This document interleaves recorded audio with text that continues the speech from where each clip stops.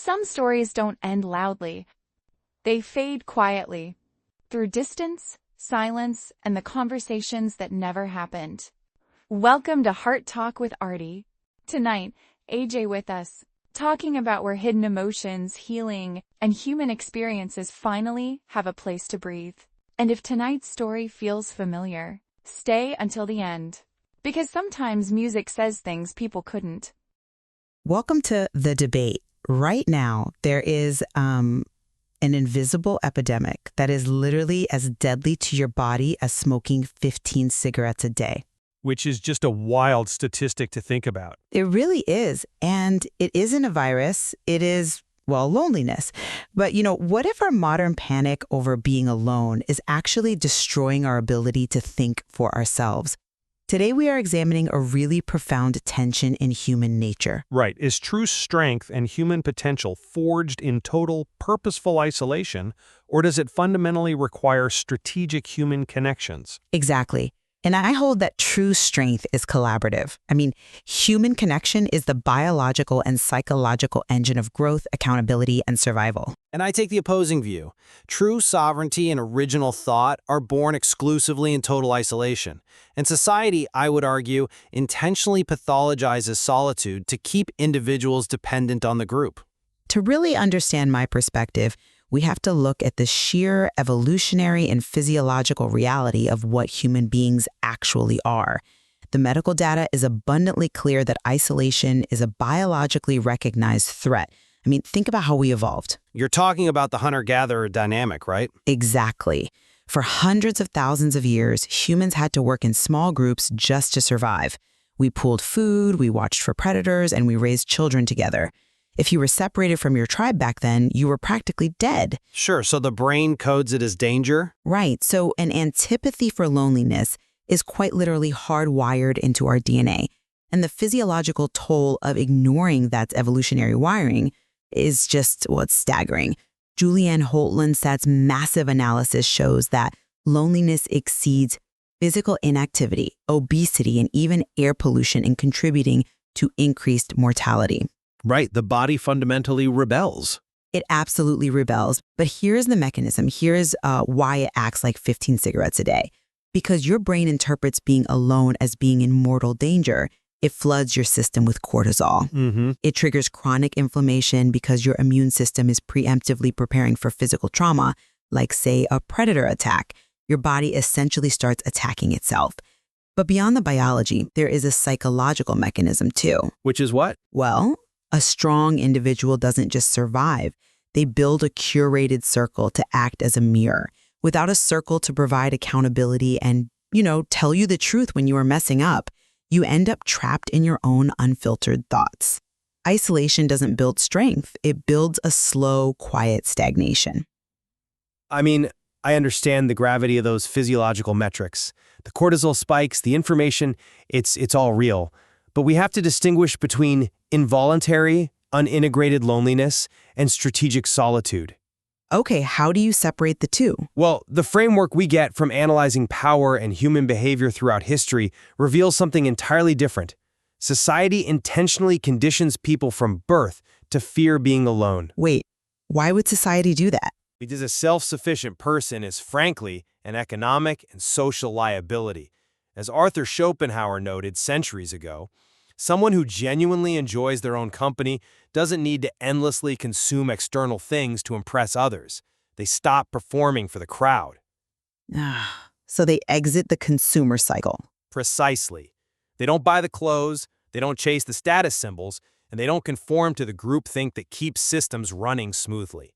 If we look at history, the people who maintained power the longest or, generated the most profound insights were those who learned how to stand completely alone. Like who? Look at Friedrich Nietzsche climbing into the Swiss Alps to conceptualize his philosophy, or Marcus Aurelius writing his meditations alone in a military tent surrounded by the chaos of war. Isolation, for the strong, is not a fortress built from fear to escape the world. It is a laboratory to understand it. That's a very romantic view of it. It's a practical one. True intellectual wealth is the capacity to find endless fascination in your own mind without requiring constant external input. I see why you think that, but let me give you a different perspective on that laboratory. When you romanticize solitude, you are brushing past data that shows how rapidly the brain deteriorates without social friction. Deteriorates? Yes, literally. Studies in neurology find that loneliness as much as triples the likelihood of developing dementia. The American Heart Association correlates it with a 40% increased risk of recurrent stroke or heart attack. And here's the really fascinating part about how the brain processes this. I'm listening. Social rejection activates the exact same neural pathways that physical pain does. The brain literally cannot tell the difference between a broken arm and being entirely cast out from a social group. Well, the brain is sounding an alarm, certainly. Exactly.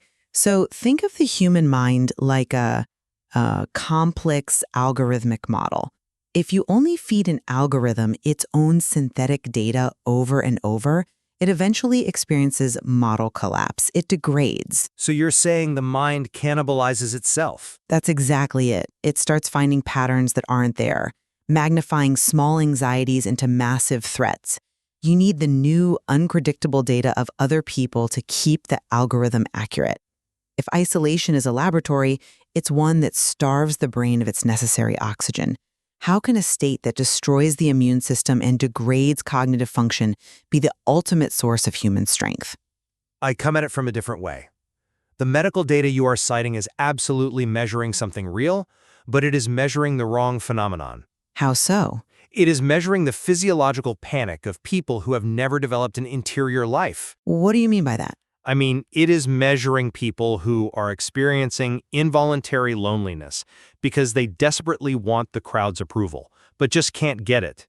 Let's bring this down to a relatable reality. Okay. It's that hollow, anxious feeling when you are sitting on your couch on a Friday night, scrolling through social media, feeling absolutely miserable because you aren't at a party you saw someone post about. In that moment, you aren't actually practicing solitude. You're just feeling left out. Exactly. You are just grieving your lack of a crowd. The stress hormones you mentioned, that is the anxiety of feeling rejected by the herd, not the peace of intentional, mastered solitude. So you're saying the physical decay happens because of the psychological framing, not the actual isolation itself. Precisely. Furthermore, society invents clinical labels like avoidant personality or certain brands of social anxiety to shame and pathologize those who simply do not require constant stimulation from the flock. Interesting. Susan Cain's extensive work on introversion highlights this perfectly. We have mistakenly diagnosed a preference for low-stimulation environments as a psychiatric defect, simply because extroversion is more convenient for a highly networked consumer economy.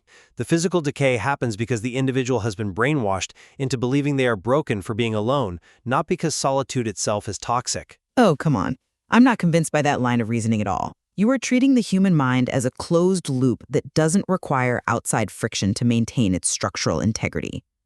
Let's go back to my algorithm analogy. Or, well, even simpler, let's look at a muscle. Okay, let's hear the muscle analogy. If you leave a muscle completely immobilized, even if you place it in a sterile, safe, highly controlled environment, it atrophies. It literally wastes away. Isn't the human mind exactly the same? No, I don't think it is. But without the resistance provided by another human intellect, without exposure to different perspectives, challenges, and lived experiences, isolation just creates an echo chamber. A person with no connections becomes entirely limited to their own thinking. Right, but their thinking is pure. Is it? Their small problems start to feel insurmountable. Their failures feel permanent.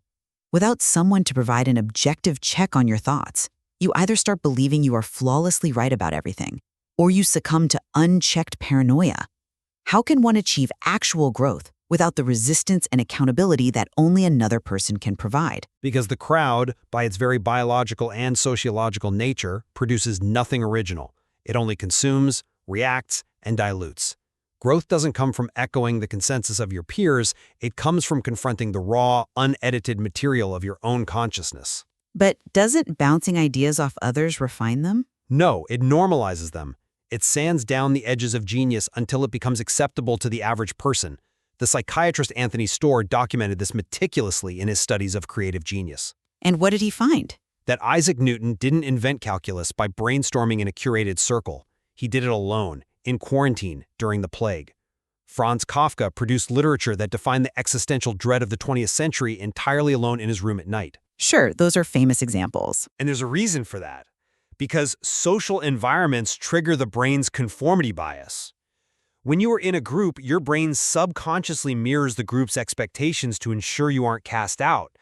You literally cannot think originally when your neural circuitry is prioritizing social harmony. So you're saying isolation bypasses that biological instinct to conform? Exactly.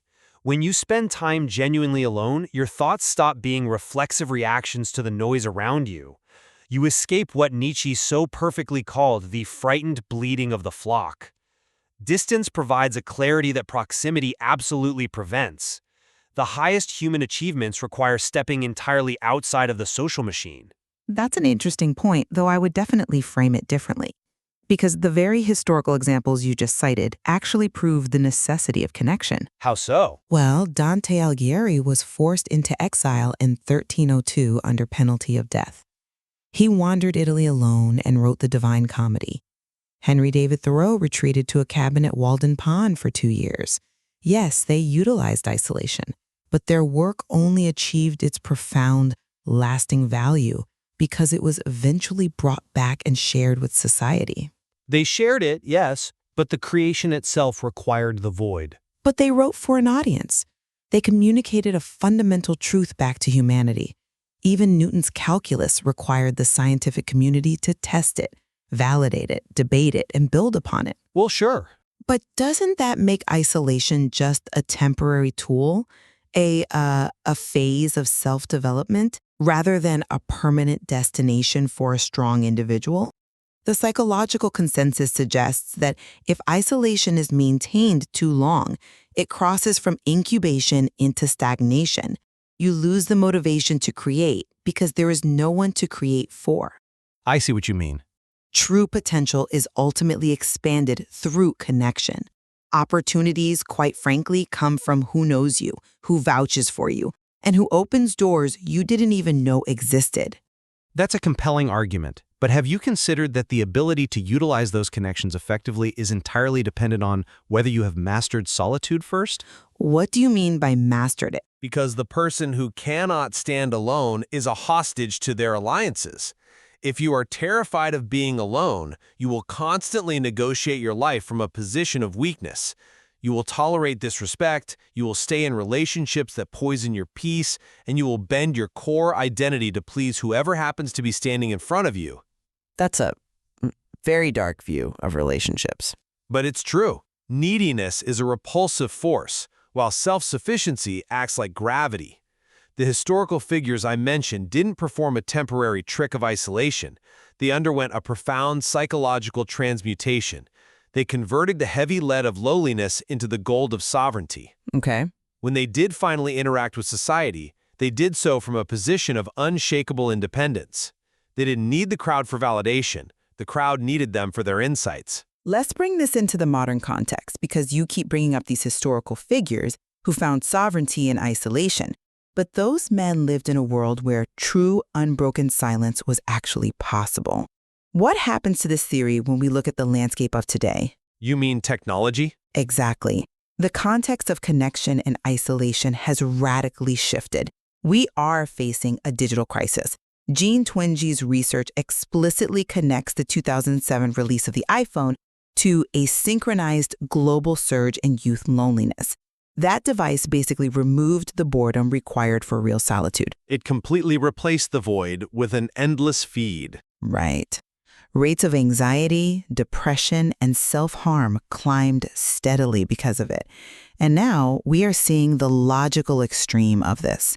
The rapid rise of artificial intelligence stepping in to fill the void of human intimacy.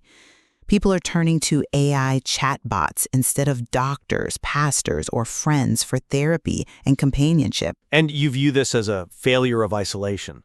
I view it as the danger of avoiding real human friction. People fear the vulnerability required to build real-world relationships. It's hard. It hurts sometimes. So they retreat into a false isolation. A false isolation. Yes. They use AI platforms that are algorithmically programmed to simply affirm their existing biases. In clinical practice, as experts point out, these AI companions lack what you might call truth tellers. They lack human boundaries. An AI doesn't challenge you in love. It just tells you how wonderful you are. Or worse, it validates your darkest spirals. That's certainly true in some cases.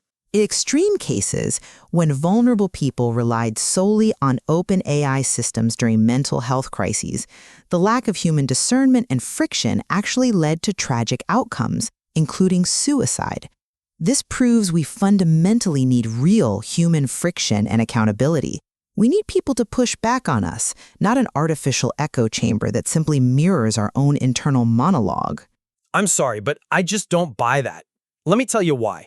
You are fundamentally misdiagnosing the AI phenomenon. How is relying on a machine instead of a person not a retreat from connection? Because people turning to AI aren't practicing true isolation at all. They are practicing profound digital codependency. They are still desperately seeking the crowd's validation, just in a synthetic, algorithmic form.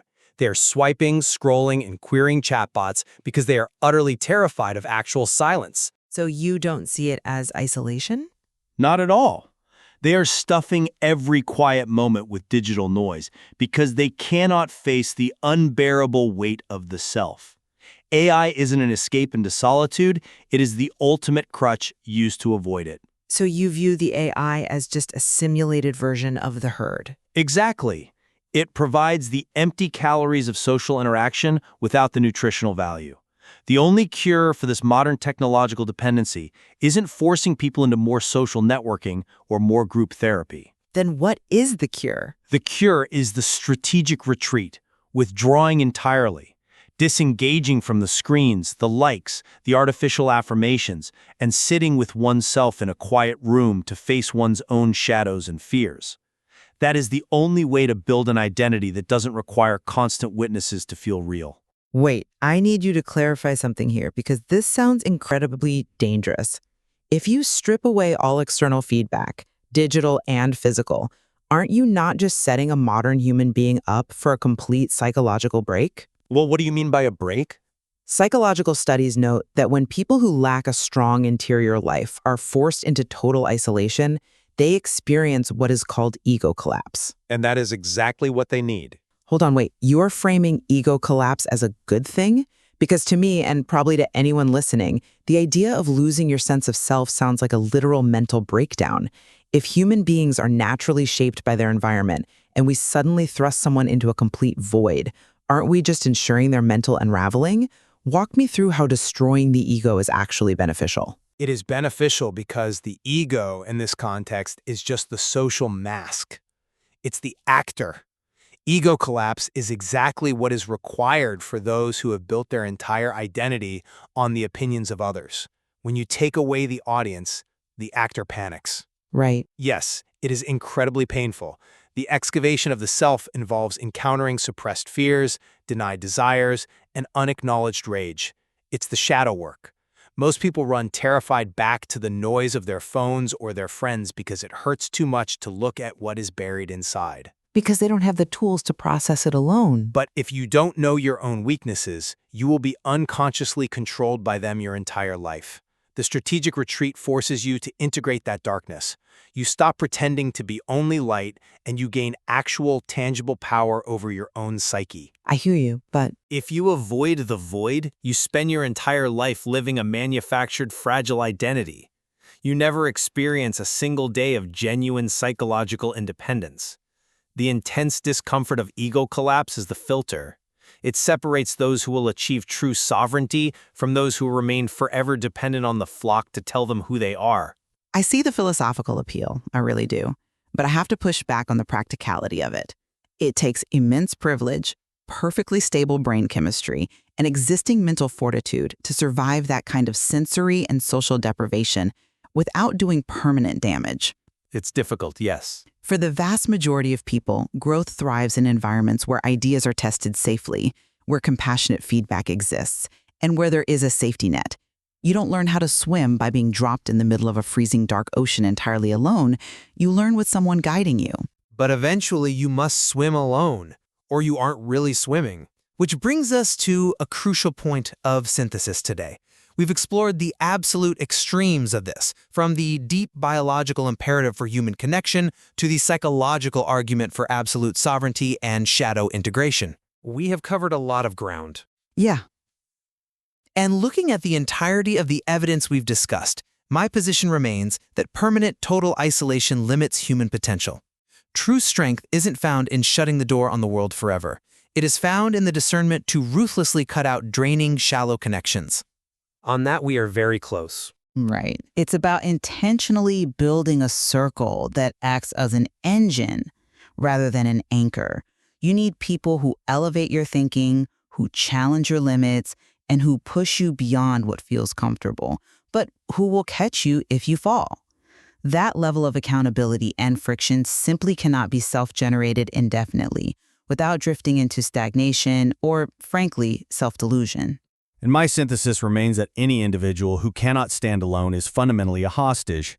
Before you can be of any genuine value to another human being, before you can build that collaborative engine you speak of, you must undergo the alchemical process of transmuting your loneliness into sovereignty.